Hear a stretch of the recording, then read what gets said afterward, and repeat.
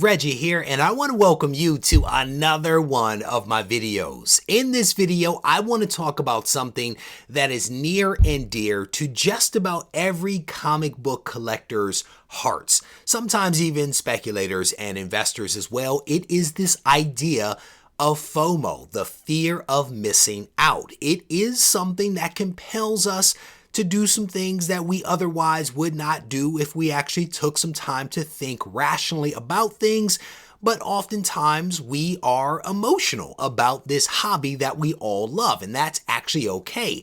But in this video, what I want to do is to spend some time talking about not whether FOMO is real or not, because we all know that it is, but to talk about when to realize that FOMO has gotten the best of you. Stay tuned. So how do you know whether FOMO has gotten a hold of you? That is the question that I will explore over the course of this video. The very first thing that I will make mention of is that FOMO may have you if you're looking at books in your collection and you have no clue why you actually purchased them. If you are staring at stacks of comics and you cannot recall what it was that prompted you to actually make that purchase, there is a chance that FOMO has gotten the best of you, and potentially you may want to slow your roll, take a hard look at how you're spending your hard-earned money, and maybe do things a little bit differently.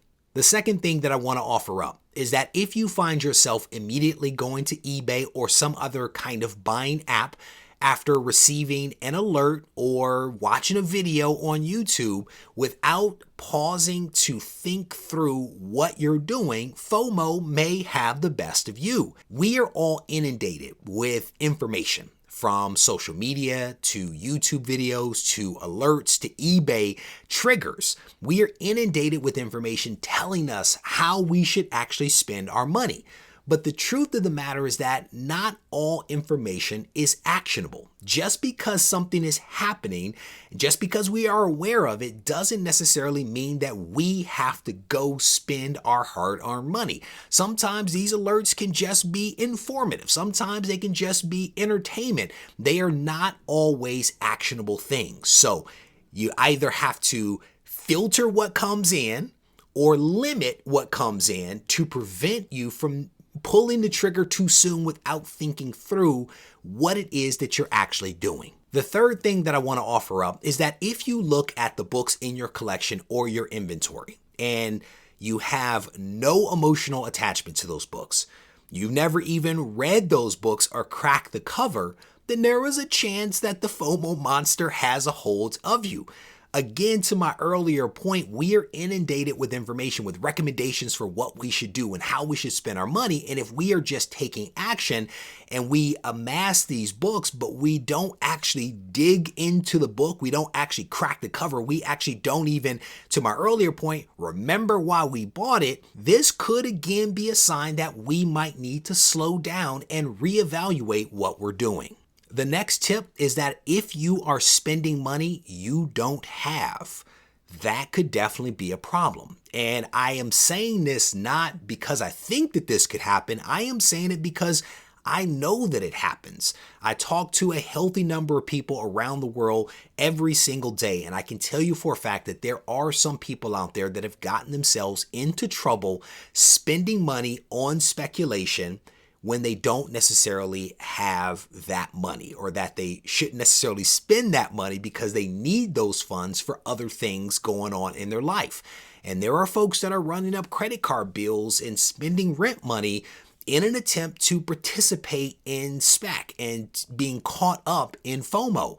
This is a problem, and I think many of these people that have reached out to me talking about this recognize that they actually have a problem, and I think many of them are actually trying to fix it.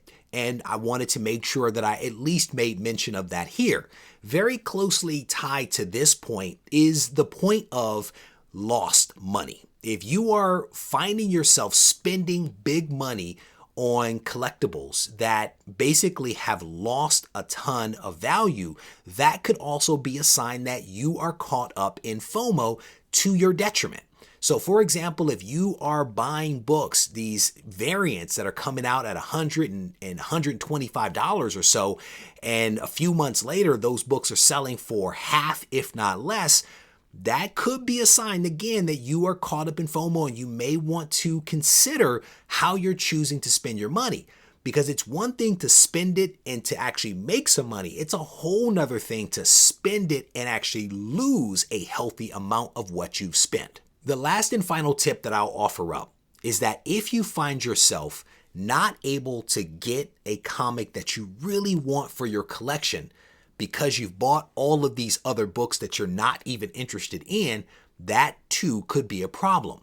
And this honestly is a real world situation. I've spoken to people that have books that they want to get for their collection, keys that are meaningful to them, but they find themselves getting caught up week after week in buying the latest hot book, the latest spec book, buying multiple copies of variants. And because of that, they're never able to save up and accumulate the money to buy the book that they really want. I think a lot of these folks, again, recognize that this is a little bit of a problem and struggle with making the transition because they get excited, because we are emotional creatures. And so I think that if you find yourself in this situation, you might have to find a way to, again, limit some of what you allow in. Maybe not watching as many videos, maybe uninstalling eBay from your phone, turning off those alerts that you may have set out there in order to put yourself in a position to get the stuff that is really meaningful to you. As with all of my videos, my hope is that there is something that I've said here that will actually help someone out there. That is, after all, the goal. And if indeed this has helped you in some way, I definitely want to encourage you to leave those comments behind. Maybe you have some other insight into how people get caught up in FOMO, and I would definitely encourage you to leave those thoughts behind as well so that we can all learn from one another. If you need to reach out to me, feel free to do so on Instagram at Regie Collects. Take care. Dirty rapper rolling.